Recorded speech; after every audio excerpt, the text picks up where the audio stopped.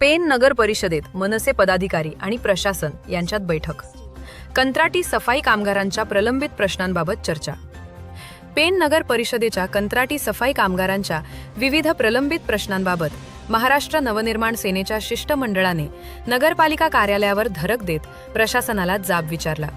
मनसेचे रायगड जिल्हाध्यक्ष रामचंद्र उर्फ बाळाशेठ म्हात्रे यांच्या नेतृत्वाखाली झालेल्या या आंदोलनात कामगार सेना, महिला आघाडीचे पदाधिकारी आणि मोठ्या संख्येने सफाई कामगार सहभागी झाले होते.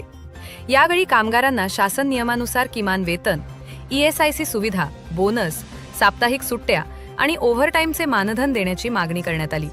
तसेच मागील काही वर्षात मृत्यू झालेल्या 8 कामगारांच्या वारसांना अनुकंपा तत्वावर नोकरी देऊन त्यांची कायदेशीर देणी तातडीने अदा करावीत अशी मागणीही करण्यात आली. यावेळी मुख्याधिकारी जीवन पाटील, उपनगराध्यक्ष निवृत्ती पाटील, अर्चना सर्व्हिसेस कंपनीचे प्रतिनिधी आणि मनसे शिष्टमंडळ यांच्यात सकारात्मक चर्चा झाली. यावेळी कार्यरत कामगारांना आवश्यक सुविधा उपलब्ध करून देण्याचे आणि नवीन निविदा प्रक्रियेद्वारे किमान वेतन लागू करण्याचे आश्वासन देण्यात आले. दरम्यान मान्य केलेल्या मागण्या ठेकेदाराने पूर्ण न केल्यास त्याची प्रलंबित बिले आणि अनामत रक्कम गोठवून कामगारांची देणी अदा करण्याची मागणी मनसेने केली असून याबाबत कामगार आयुक्तांच्या आदेशांची तातडीने अंमलबजावणी करण्याचा आग्रह धरण्यात आला आहे. परंतु गेली 1 वर्षभर कामगारांच्या प्रश्नासंदर्भामध्ये आपल्या समस्या जैसे थे होत्या.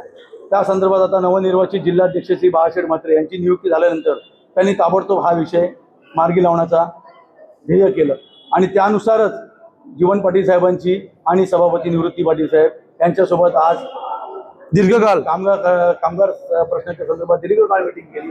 त्यामध्ये मयत कामगारांचे जे काही विषय आहेत ते हाताळले गेले आहेत. त्याच्यानंतर जे आजारपण होते, ज्यांना आजारपण आलेले आहेत त्यांचा हिशोब दिला गेलेला नाही, त्यांचा विषय असेल, PFचा विषय असेल, ESICचा विषय असेल, किमान वेतन विषय असेल, असे असंख्य प्रश्न आहेत. बोनस असेल, लीव असेल, या सगळ्या गोष्टींच्या संदर्भात सध्या ठेकेदाराला देखील बोलवण्यात आले होते आणि या संदर्भामध्ये जी सकारात्मक चर्चा घडून आलेली आहे. 130 कामगार आणि तसंच आता पुढील वेतन हे कामगार किमान वेतनानुसार होईल असं जीवन पाटील साहेबांनी आश्वासन दिलं. रविवारी आमची मीटिंग आहे आणि तसेच सभापती साहेबांच्या सोबत ठेकेदाराला बोलवून जिल्हाध्यक्ष साहेब यांच्या मार्गदर्शनाखाली आमची पुढील रविवारी आमची कामगारांची मीटिंग आमची कामगारांच्या प्रश्नासंदर्भात मीटिंग होणार आहे आणि लवकरात लवकर या कामगारांचे प्रश्न सोडवण्यात येतील असे आश्वासन जिल्हाध्यक्ष बाळाशेठ म्हात्रेंच्या वतीने आणि महाराष्ट्र नवनिर्माण कामगार सेनेच्या वतीने मी आपल्याला देत आहे. जय हिंद. जय हिंद, जय महाराष्ट्र. जय महाराष्ट्र.